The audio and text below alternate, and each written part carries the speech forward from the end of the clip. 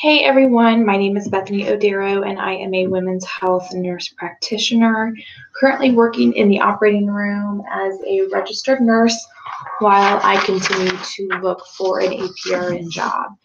So my presentation today is going to be about surgical smoke in our operating rooms.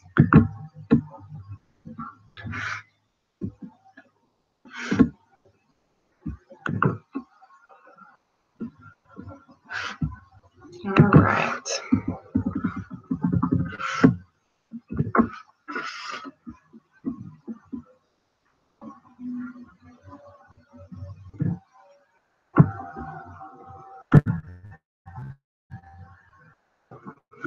All right, so my needs assessment.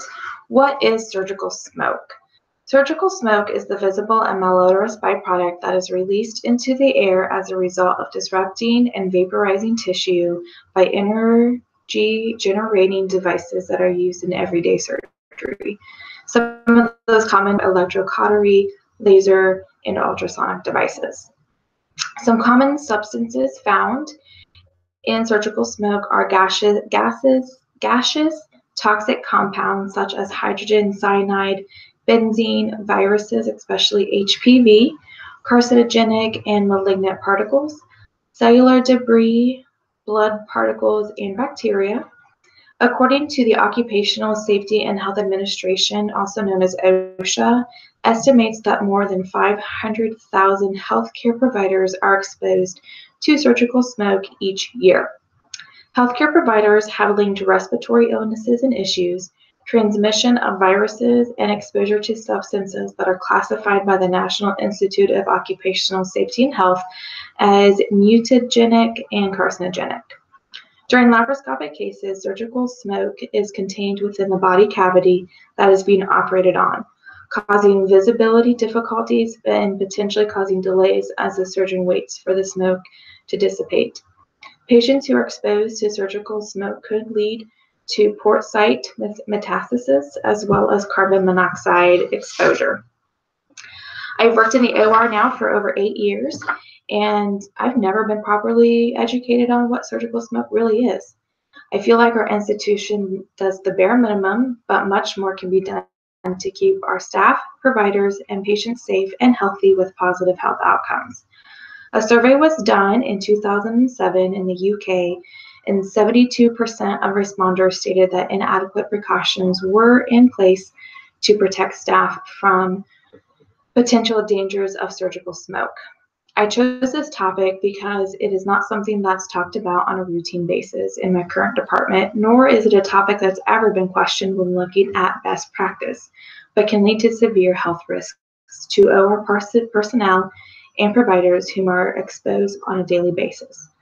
This presentation is important to bring awareness to the staff and to take better measures to protect ourselves and our patients.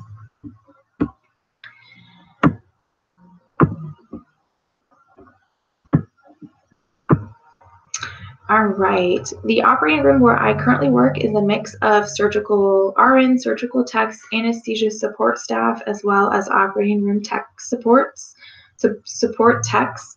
Age range is from early 20s to mid to upper 50s. In order to have a job in the operating room, you must be a high school graduate. So we have education from post-high school education and beyond.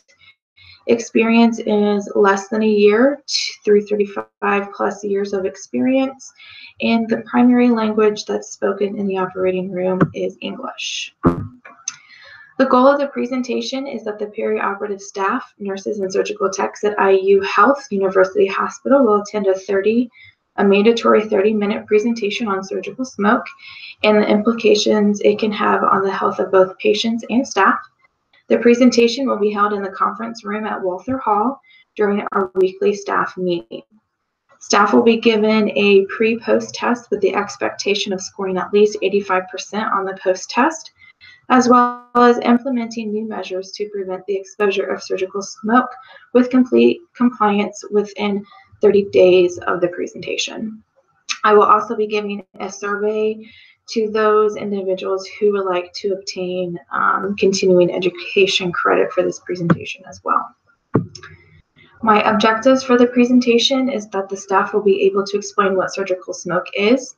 The staff will be able to identify 2 measures to prevent exposure to surgical smoke, as well as the staff will be able to name 3 side effects that can occur if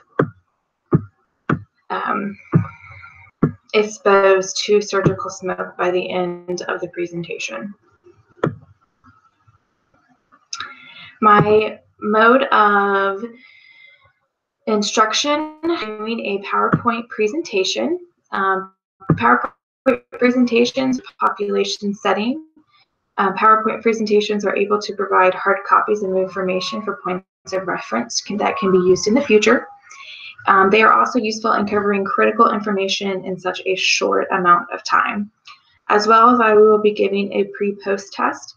The pre-test evaluates where the knowledge gap is. The post-test measures knowledge retention. In doing my research, I reviewed 4 articles. The first article by Raleigh et al. Was a level 3 cohort study. It was performed by 146 residents and 9 different residency programs across the United States. Each teaching method was assigned to 3 different groups. Each group took a pre-test, was taught the content based on a pre-selected teaching method, and a post-test was given 2 to 4 weeks later. The conclusion of the study stated that the post-test scores increased from the pre-test scores in all of the groups. The engaged classroom and the simulation were associated with a statistically significant improvement compared to the standard lecture. However, the scores between the engaged classroom and the simulation were not significantly different. The second article by Ramirez is a level 2, randomized controlled study. It was done by students. The experiment was that students completed a pre-test and then divided into 2 groups. One group had traditional case study, and the other group had instructed content module, simulation of the content in a lab, as well as a case study. And then everybody was given a post-test 2 weeks later. The conclusion of the study was that the group who had the self-instructed content, the simulation lab, and the case study had higher improved scores than the group that had the traditional teaching method. The third article was by Hampton et al. With a level 3 descriptive comparative survey. Nursing students enrolled in an RN-BSN, MSN, DNP program were the population of the study.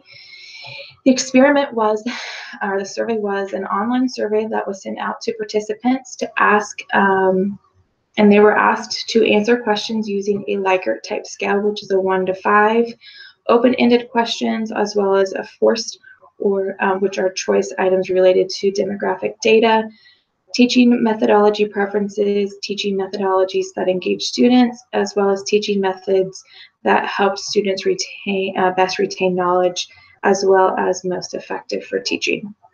The conclusion of the survey was the preferred teaching and learning method for students were videos or narrated PowerPoint presentations. The top 2 methods that are most engaging and energizing, as well as most effective for learning, were also videos or narrated PowerPoint presentations and case studies.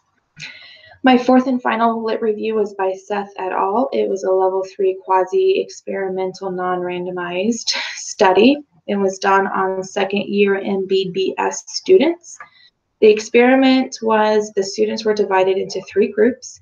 Each group was given 3 lectures by 3 teachers using chalkboard, transparency, and overhead projectors, as well as PowerPoint presentations.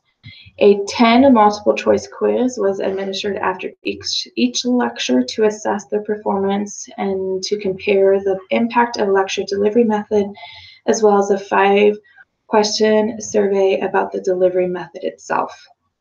The conclusion of this was that students preferred PowerPoint teaching the most. Quiz scores were higher in the chalkboard and PowerPoint groups than in the overhead projection group. So the synopsis of my lit review indicated that PowerPoint is still an effective and preferred teaching method. Retention of information given via PowerPoint can be improved based on increased pre- and post-test scores. It is an effective tool in different classroom settings, online courses, as well as traditional classrooms. Pre- and post-test is a good tool to assess knowledge retention. So the methodology that I chose, being PowerPoint, proved to be an effective learning tool across a wide variety of individuals, as well as a preferred teaching method. When PowerPoint presentations are energizing and engaging, learning and retention of knowledge is assessed. Learning theory integration, I chose to do it on constructivism. Constructivism takes prior knowledge from the student, so kind of gets a ground level of where the student is coming from, and if there is prior knowledge that the student can bring forth to the topic at hand. Then the teacher is kind of the expert in the content, and when they are doing the lecture material, the teacher wants to make sure that the material is engaging as well as energizing to the students. So they want the students to be active participants in the presentation or however the delivery method is that the teacher has. So during my presentation, I want my audience to be interactive. So I want them to ask questions. I'll be asking them questions. I want them to get thinking about the topic at hand and how much do they already know, and then how much information can they gain from the presentation. So another piece of constructivism is validating that new knowledge. And in order for me to do that, I will be giving that post-test to kind of see where were we with that prior knowledge in that pre-test, and where are we at now after the content material, and hoping that new knowledge was there and that learning took place. The other key piece with constructivism is not only validating new knowledge, but making sure that new knowledge is retained over a long period of time. So by me doing this presentation, I hope to work with our educator by creating an annual competency about surgical smoke and making sure that we're really looking at what best practice is based on our governing body for the perioperative services, which is whom we get a lot of our policies and procedures from. The appropriateness of PowerPoint in my particular situation is that it is useful in large classroom settings. PowerPoint is effective in giving key points when time is of the essence. PowerPoint presentations can be given out as hard copies and used for future reference points. And PowerPoint presentation is used to achieve a variety of learning styles. Here is just a quick outline of the actual teaching content I'll be giving during my presentation. The main objective of all of this is that the staff will be able to explain, prevent, and name side effects of surgical smoke exposure. For the first 5 minutes of the presentation will be that pre-test, which is a knowledge-based quiz. The PowerPoint presentation itself will last about 15 minutes. And during that presentation, I hope to discuss what the definition of surgical smoke is, what substances are released from surgical smoke, what are some common side effects from exposure, what do current practices state, what are some preventable measures, and what is our hospital's responsibility to protecting their staff.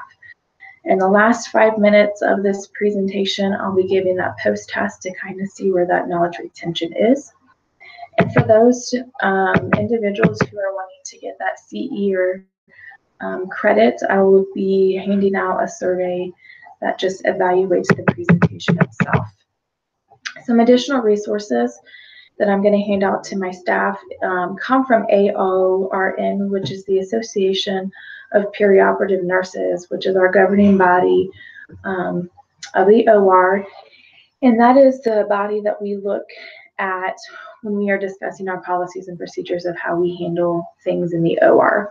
So when I went to their website, they had a great website in and of itself about management of surgical smoke, as well as some really cool posters that we can get printed and kind of hung around the OR just to get staff to think about, engage our attendings and residents, and just kind of lead in healthy discussion about surgical smoke and what changes we can make in our department about this topic.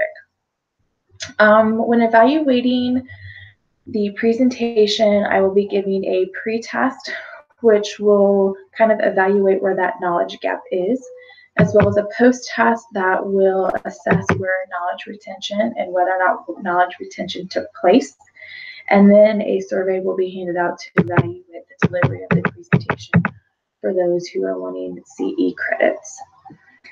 My pre and post test will consist of 5 multiple choice questions, which consist of what is the definition of surgical smoke, what types of substances are found in surgical smoke, what are the common side effects from surgical smoke exposure, what measures can we take to prevent surgical smoke exposure, and how do we protect our patients from the smoke. Some of the sample survey questions will include was the information presented useful? Was the delivery method suitable for your style of learning? What could the presenter do differently to help with learning? And would you recommend this presentation to other groups of individuals like med students, residents, and attendings? And here are my references.